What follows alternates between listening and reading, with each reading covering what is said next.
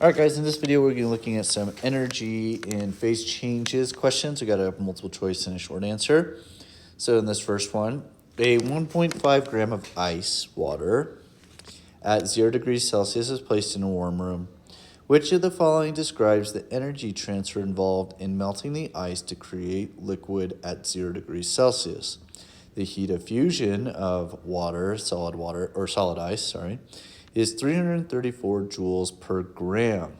Okay, well, this question is pretty straightforward. For every gram of ice, it takes 334 joules just to melt it from an ice to a liquid. And that's what we're trying to do here. We're trying to melt ice to create liquid. So it's asking how much energy is it going to take to make this ice cube turn into liquid water?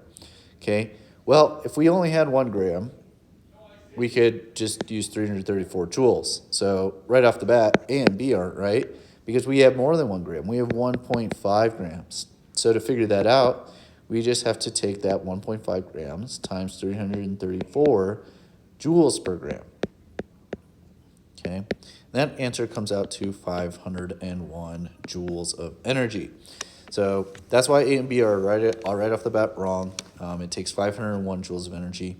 And the energy needs to be transferred either from the ice to the room or from the room to the ice, okay?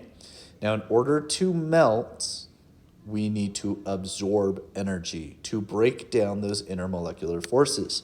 So D is the right answer because we need the energy to transfer from the room to the ice. If it was going from the ice to the room, this ice would be getting colder, or it would be losing more energy, so the temperature would start to drop. It would not be melting, so C is definitely wrong. It's the opposite way, so D is the correct answer. Okay, C is another similar question. This time we have the value of delta H of vaporization for NCl3, a liquid, and it's 32.9 kilojoules per mole. Calculate the amount of energy required to vaporize a 15-gram sample of NCl3. The molar mass is 120.36 grams per mole. Okay, so this is a train track question. Okay, I have 15 grams of NCl3, and for every mole of NCl3, I need 120.36 grams. That is the molar mass of it. That's where I got it right here. I also know that 32.9 kilojoules of energy is released for every 1 mole of NCl3.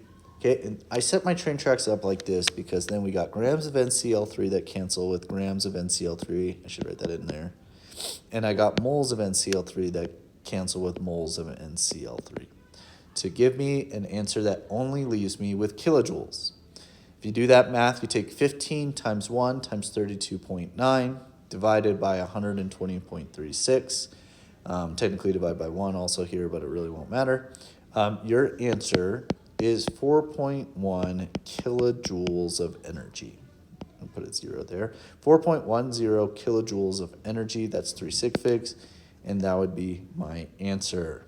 Okay, so train tracks. Essentially, we're converting it to moles, multiplying it by how much energy per mole you get to get this answer.